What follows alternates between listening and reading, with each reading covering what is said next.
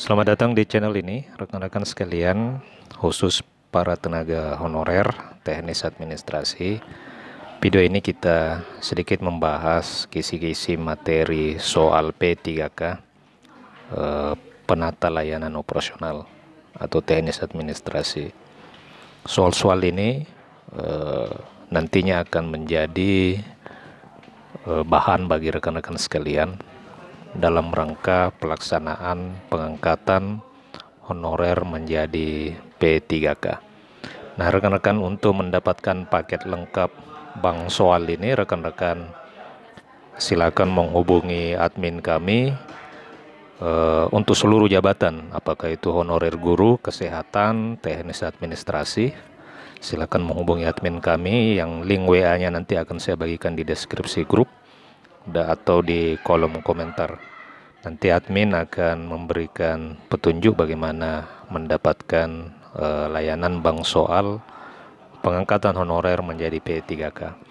Nah, rekan-rekan sekalian, sebelum kita membahas hal itu, bagi rekan-rekan yang baru pertama kali menemukan channel ini, silakan ditekan tombol subscribe dan nyalakan tombol lonceng untuk terus mendapatkan informasi-informasi terbaru seputar honorer P3K dan pegawai negeri sipil. Untuk jabatan penata layanan operasional ini nanti akan bisa dilamar dan diikuti oleh para tenaga honorer teknis administrasi, ya, termasuk honorer teknis lainnya. Ini bisa melamar pada jabatan penata layanan operasional. Nah, untuk penata layanan operasional ini itu meliputi pengelolaan kegiatan organisasi, ya. Tentu ini terkait dengan performa layanan, pengembangan, penerapan prosedur untuk meningkatkan kualitas layanan. Penata layanan operasional juga berperan dalam mengelola sumber daya baik manusia maupun material. Jadi penata layanan operasional ini mencakup juga honorer tendik, ya, honorer tendik di sekolah, karena memastikan standar layanan dan kepuasan pelanggan terpenuhi dengan baik. Jadi mayoritas honorer teknis ini nanti akan bisa melamar pada jabatan penata layanan operasional. Nah, untuk jabatan ini itu mencakup materi soal pada jabatan ini mencakup perencanaan pengorganisasian, pemantauan dan evaluasi, pengelolaan sumber daya, penanganan masalah keluhan, pelaporan, ya, kemudian koordinasi antar departemen. Nah, ini rekan-rekan bisa mempelajari secara umum, nantinya akan didapat melalui Bank Soal yang akan saya bagikan melalui admin kami.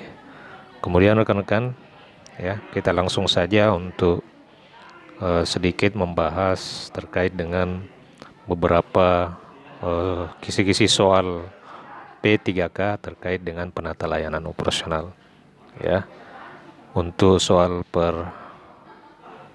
kedua, ya, di sini nanti di Bank Soal nanti akan sudah disertai dengan pembahasan dan kunci jawaban.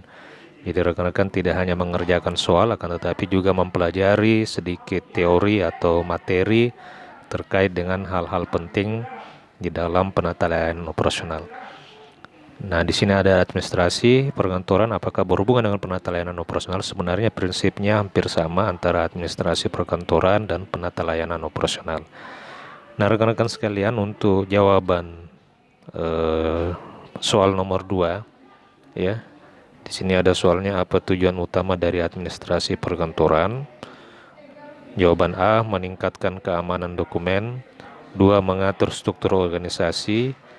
C, menyediakan layanan efektif dan efisien untuk mendukung operasi kantor.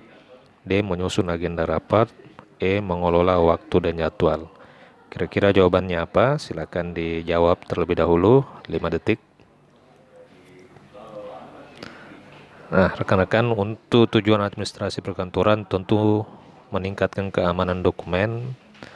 Ini erat kaitan dengan arsiparis, mengatur struktur organisasi. Kalau kita lihat jawaban C ini sudah mencakup, bawa ke atas.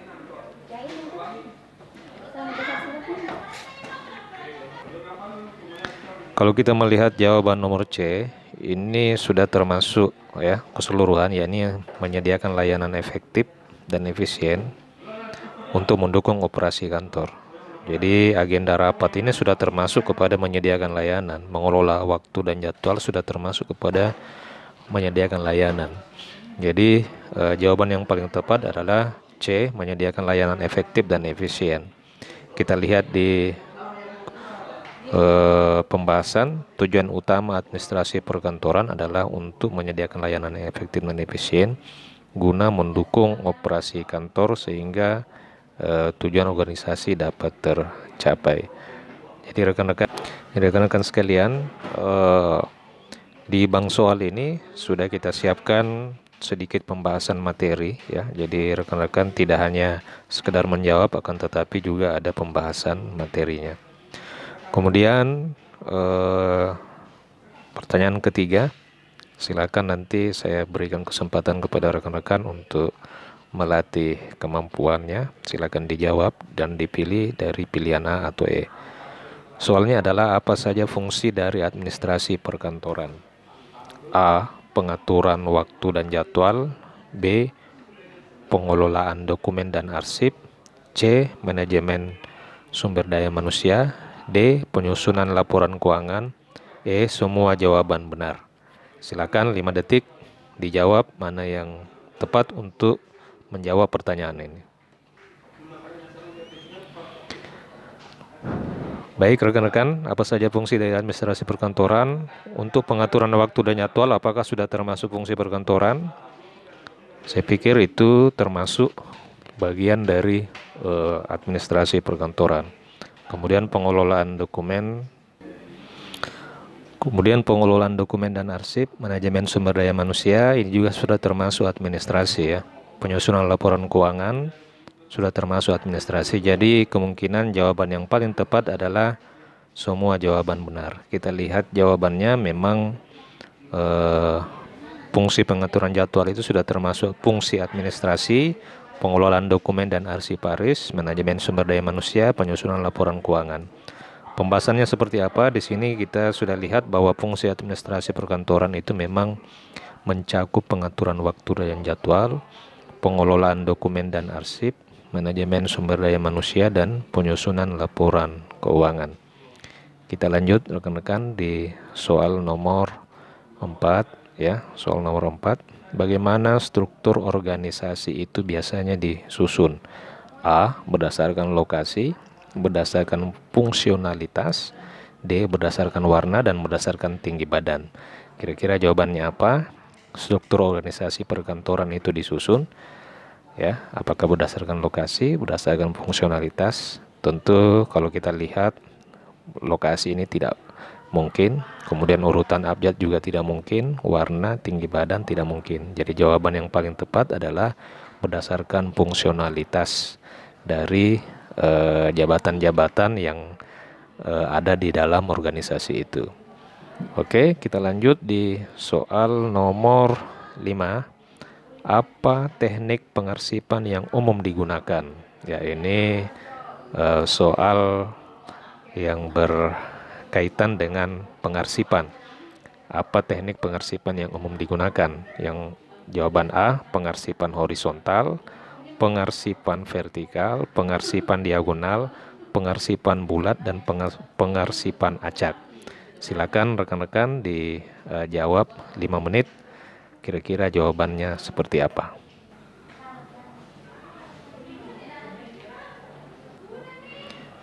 Dimana memang biasanya di kantor-kantor itu ya, pengarsipan itu dilakukan di mana dokumen disimpan secara berurutan dalam laci atau folder yang berdiri tegak. Jadi folder atau bundel ya, atau bundel itu diarsipkan secara vertikal. Jadi ini maksud dari pertanyaan poin 5 ini. Nah, demikian rekan-rekan sekalian, sedikit pembahasan mengenai soal kompetensi teknis tentang layanan operasional.